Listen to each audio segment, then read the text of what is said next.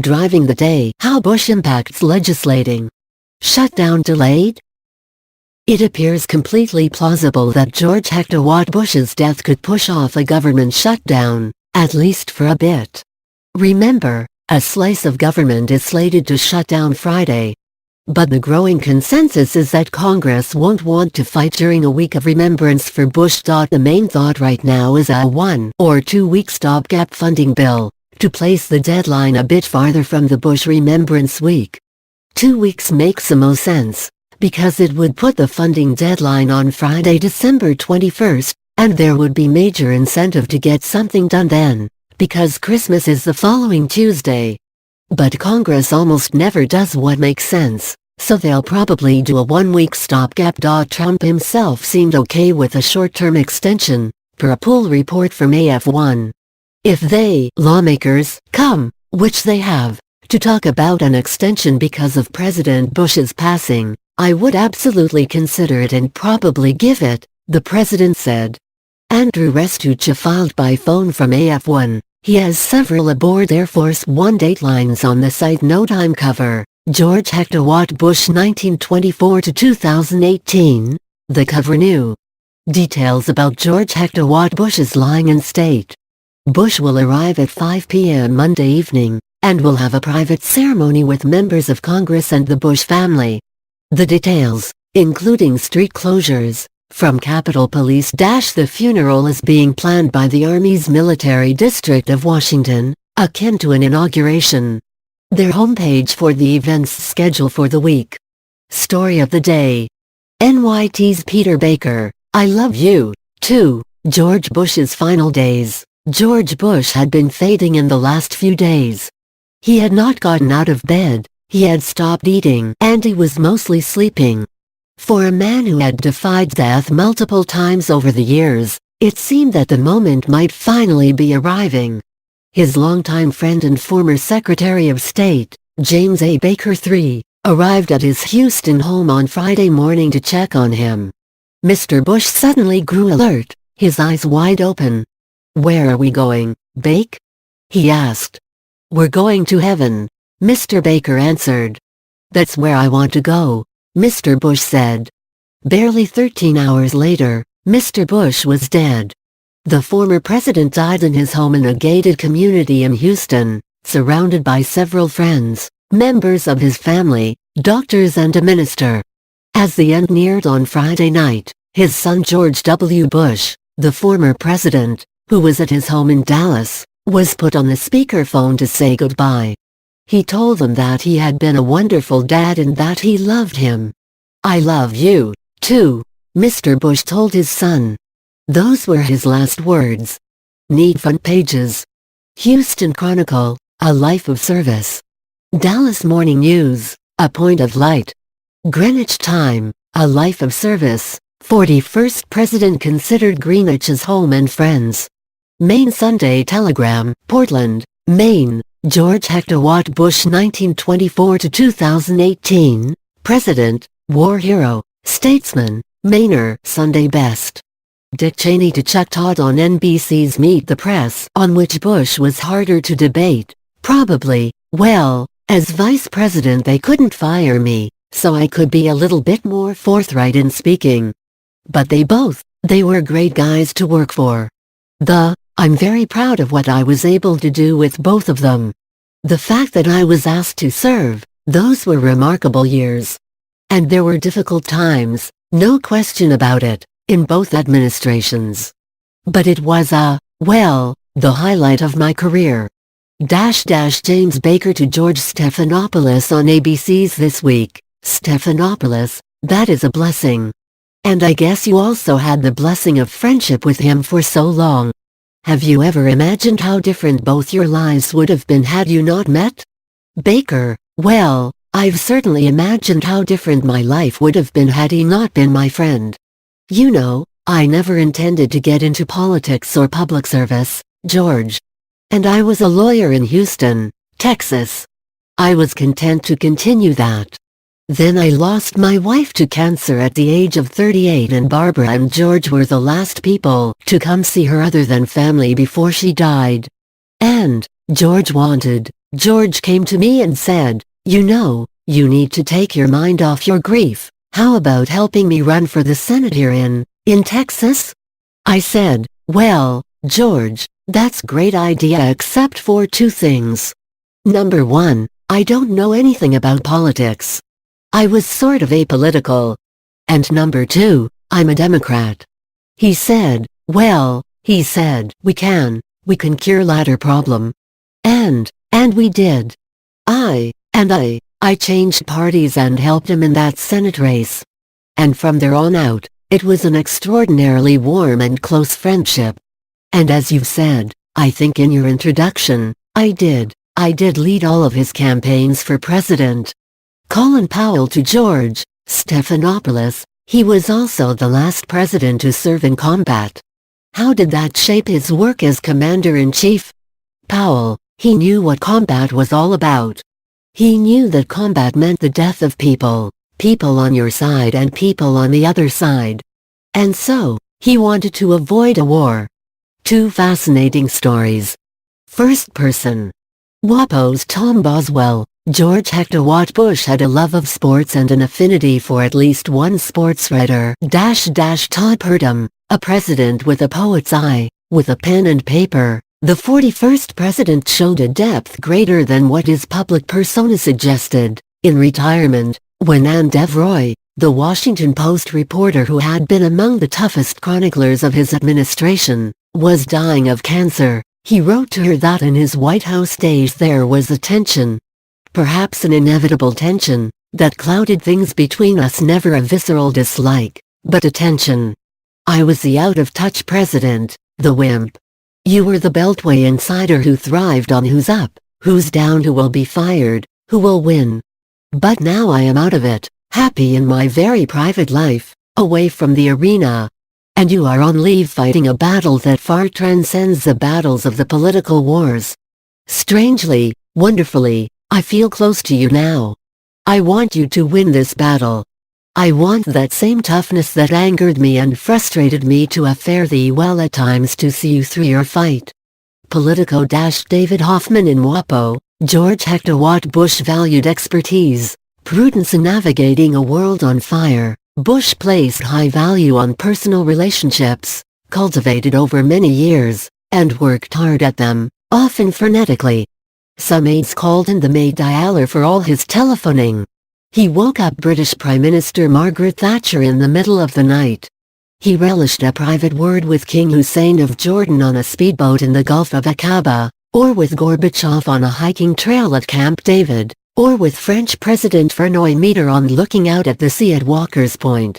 In a crisis, he called the White House Situation Room at 5 a.m. for updates. He didn't like to be alone and was rarely idle. WAPO-clickers. At Facet the Nation, is at George Bush too nice a guy to be president? At Facet the Nation asked him in 1979. 90-second video. WAPO, back in time with Bush White House photographer David Valdez, Daniel Lippman. Despite bitter family rivalry, Bush wanted Trump at his funeral. The president is sending Air Force One to Houston to pick up Bush's casket. Good Sunday morning. Hanukkah begins tonight. Confidence. Jake Tapper spoke to Senator Sherrod Brown, D. Ohio, on CNN's State of the Union. Tapper, you've said you're seriously considering a run for the White House in 2020. Do you think you are the best person to take on President Trump? Brown, I don't know. China News. Doug Palmer and Andrew Restuccia in Buenos Aires. Trump, Xi declare truce on new tariffs as trade talks continue. President Donald Trump and Chinese President Xi Jinping agreed Saturday to a temporary trade ceasefire to allow time for more negotiations. The move means that U.S. tariffs on $200 billion worth of goods will not rise to 25% on January 1, from 10% currently. As part of the deal, China agreed to buy a very substantial amount of agricultural, energy, industrial, and other product from the United States to reduce the trade imbalance between our two countries, White House Press Secretary Sarah Huckabee Sanders said in a statement. Although precise quantities still need to be worked out, China will start purchasing agricultural product from our farmers immediately, Sanders said. That would be welcome news for U.S. soybean and other agricultural producers, who have borne the brunt of China's retaliation against Trump's tariffs. Politico Aten. Congress, President Trump aboard AF-1 from Buenos Aires to D.C., we get rid of NAFTA. It's been a disaster for the United States. It's caused us tremendous amounts of unemployment and loss and company loss and everything else. That'll be terminated. And so Congress will have a choice of the USMCA or pre-NAFTA, which worked very well. You got out, you negotiate your deals. It worked very well. Okay? Trump said it would be a 6-month withdrawal period. Missouri Senator Roy Blunt, R., to Chris Wallace on Fox News Sunday. Blunt, people like me who have really been concerned about the president's stated trade policy can take some encouragement in what happened in the last couple of days. The signing of the U.S., Canada and Mexico agreement, that's a big step that 6 months ago or even just a few weeks ago we were concerned that we would not be making that kind of progress. And on the Chinese front you are right, we need more specifics here. WAPO's Seung-Min Kim. In elections wake, Trump courts Democratic Senator Joe Manchin. Fresh off the midterms, President Trump is making nice with one of the Democratic senators he repeatedly hammered on the campaign trail. Senator Joe Manchin III of West Virginia. Trump will host Manchin at the White House at 12:30 p.m. Monday, a spokesman for the senator confirmed Saturday. During a post-election chat, the two decided to meet for lunch, and Monday is the first day since that conversation that has worked with both their schedules. One particular issue Manchin plans to press with Trump, according to spokesman Jonathan Cott, is the fate of expiring pension benefits for minors. Lawmakers faced a November 30th deadline to put together a proposed solution for the expiring benefits that affect not only minors but also retired truck drivers and supermarket clerks. Wapathiev got jokes. Senator Ted Cruz, R. Texas, at the Gridiron dinner last night. My first Gridiron appearance came during what my panicky political advisors were calling a crisis in likability. And just one night here, that brief, shining moment of seeming less odious to you than usual, it really turned my image around. The only problem is, impressions are fleeting, and I'm afraid we might need to make this an annual event. In any event, I'm sure I've shaken off my 2016 nickname for good, along with any hard feelings that might have lingered from my clash with Donald Trump. Sometimes you just have to put minor squabbles behind you. You know, like whether or not your dad was the guy on the grassy knoll. For the next year, I'll keep working on my relations with Mitch McConnell, with whom I'm pleased to report have seen a pretty amazing transformation. These past couple of years, some strange new influence has been at work to make Mitch stop thinking of me as the most unreasonable, uncivil, and controllable person he could imagine. Somehow I don't seem so bad anymore. I just wish I knew who to thank. Also next year, we Republicans will have Senator-elect Romney soon to join our ranks. And though I probably shouldn't mention this, in the Senate we often go by friendly nicknames. Not that a guy called Mitt needed another handle, but for no particular reason he is going to be known as Ski. One thing's for sure, the Kavanaugh hearings gave us all plenty to think about, as I did one quiet evening by the fireplace, watching the flames consume my high school yearbooks. His full remarks Rep. Elect Abigail Spanberger, D. Virginia, also spoke at the Gridiron. There were a lot of dirty tricks played against me and my campaign this year, including someone from James O'Keefe's Project Veritas trying to infiltrate my campaign office with a hidden camera. That's right, folks, James O'Keefe thought it was a good idea to send an amateur spy into the campaign office of an actual spy. I don't have a joke about this, I just want all of you to think about that before you go to bed tonight. Maybe I mentioned I was in the CIA too much. But you can't really tell people you're in the CIA when you're still in the CIA, so you gotta make up for lost time.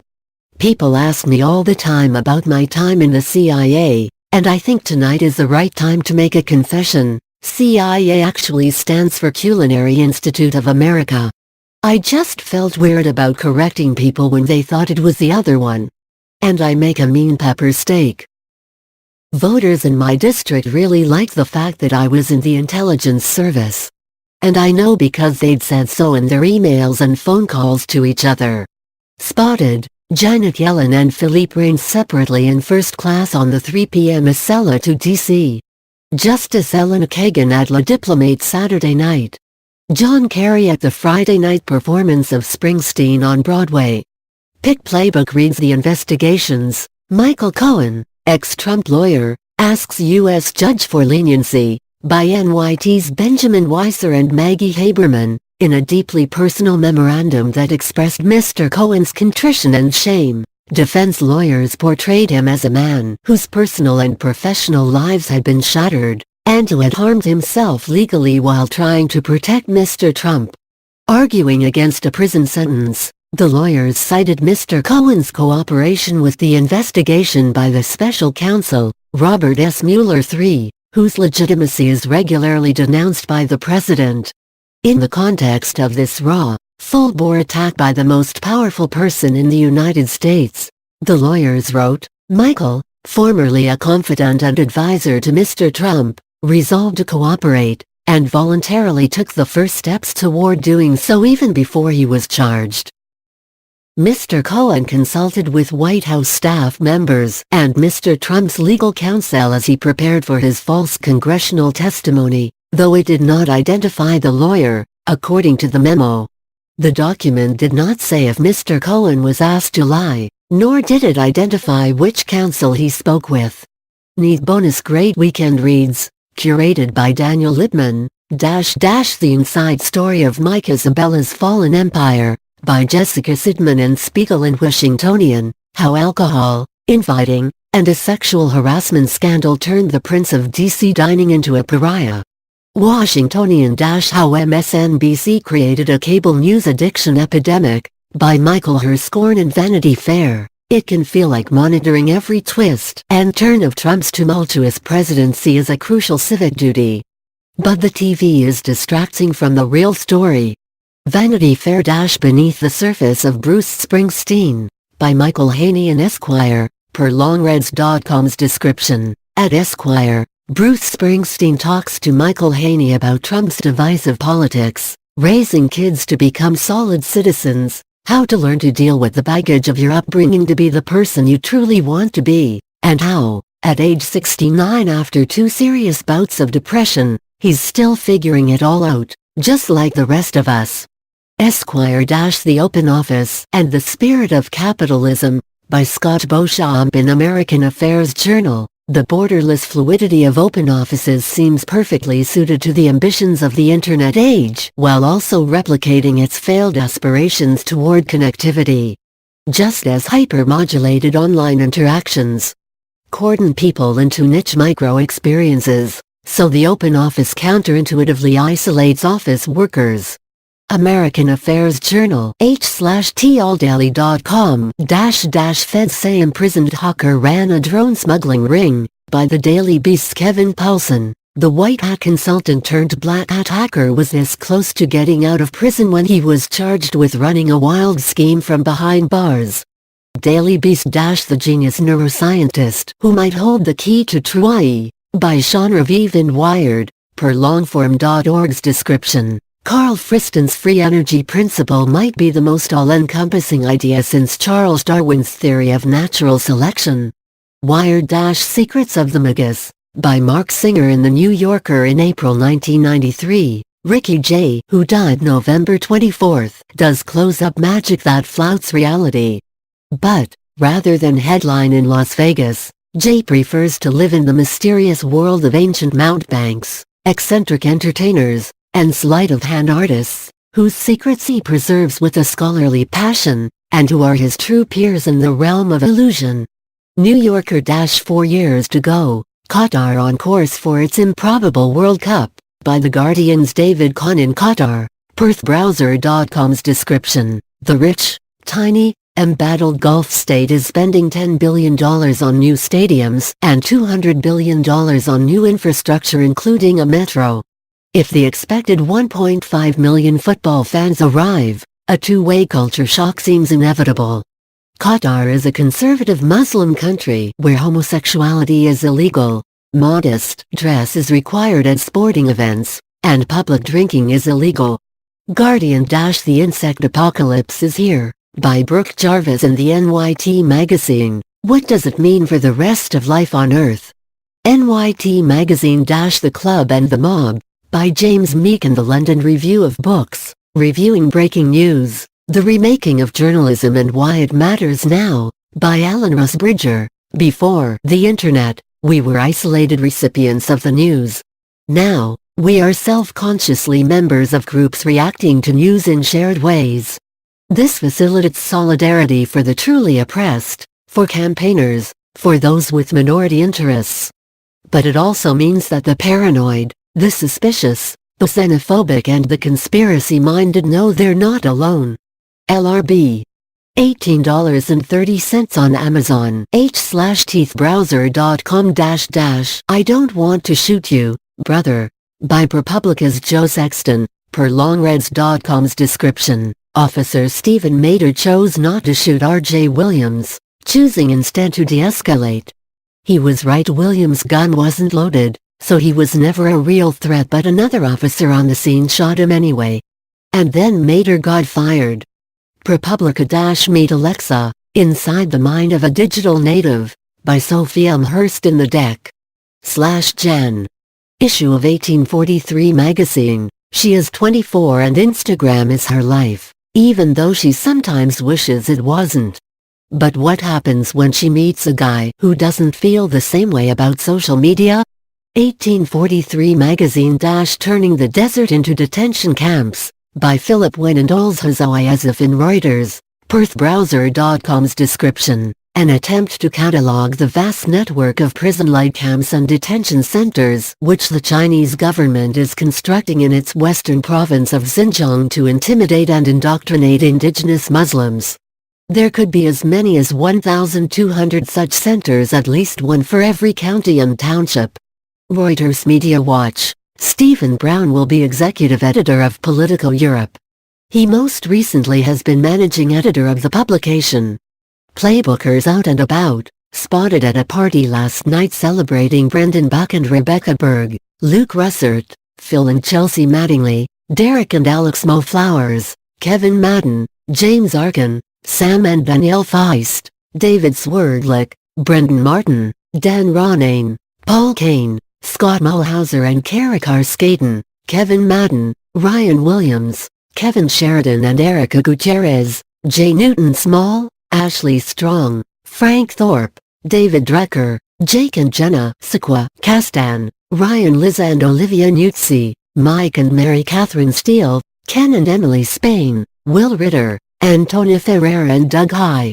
Spotted at a book party last night hosted by the Niskanen Center at Juliana Glover's House for Tyler Cowen and Stubborn Attachments, A Vision for a Society of Free, Prosperous, and Responsible Individuals. $17 on Amazon. Siobhan Gorman, Mike Frank, Gretchen and Tom Tolles, Evelyn Farkas, Andrew Sullivan, Michael Kinsley, J. Newton Small, Eli Lake, David Brooks and Ann Snyder Brooks, Josh Dawsey, Joey Kuhn, Kevin Cirilli, Neil Irwin, Tim Berger, John McConnell, Ben Schreckinger, David and Suzanne Chavern, David and Adele Malpas, Heather Podesta and Steve Kessler, Miriam Sapiro and Stephen Labaton, Jerry Taylor, Eric and Jennifer Felton and Janet Donovan. Weekend Wedding, Obama Alumni, Kalisha Dizorces, Shomari Figures. New York Times, Miss Dizorces, 28. Is studying for a PhD in sociology at Yale. She was formerly a policy advisor to President Obama's White House Council on Women and Girls, directing policy work on women and girls of color. Mr. Figures, who is 33 and works in Washington, is a lawyer and legislative aide in the United States Senate. From 2015 to 17, he served as White House liaison to the Department of Justice. and previously was the White House Domestic Director of Presidential Personnel for President Obama. With a pic. Neat birthweek was yesterday. Sarah Silverman, hat tip. Doug High, birthday of the day. Brad Mielke, host of ABC News Start Here podcast. What he's been reading recently. I finally got around to reading an incredible Ian Fraser piece in The New Yorker about the wildfires that ripped through towns in the plains. We're used to hearing about how California is a tinderbox, but this is a minute-by-minute account of how a network of small prairie towns, connected by hundreds of thousands of dried-out acres, can suddenly be wiped out. It's a wowzer. Playbook plus birthdays. Former Senate Majority Leader Harry Reid is 79. Former Attorney General Edwin Meese III is 87. Stone Phillips is 64. Nancy Haberman is 71. Cal Thomas is 76. Ken Baby. Alex Short. Grant Everett Starrett. Bob Kerrey. Representative Carol Shea Porter D-N.H. is 66. Former Representative Pete Gallego D. Texas is 57. Jason Huntsberry. Emily Schultheis. Kerry Wofford H/T.S. Ben Wofford and Colin Crowell. Kelly Class of Locust Street Group H/T. Ben Jenkins. Representative-elect Deb Haaland D-N.M. is 58. Mark Lavorna, founder of MLV Strategies. GPG's Mina Moore. Lauren Cross. Sam Schneider. Megan McCafferty. Caroline Gangware. Mark Irian, head of strategic communications in D.C. at Hogan Lovells H/T. Chase Crawl. Eleanor Schiff. Dan Pusker. Mered Lynn, Democratic Press Secretary for the Senate Help Committee. Aaron Bailey. Sarah Siskind. Andrew Howell, partner at Monument Policy Group, is 5-0. Patricia Roya Zunger, new Vice President at Outdoor Industries Association. John Hollis, author and comms officer at GMU H/TS Stuart Verdery. Former Senator Wayne Allard Arcolo is 75. Conyers Davis is 4-0. Mark A. Schifrin is 62. Audrey Lavin. Celeste Brown. Rayshon Payton.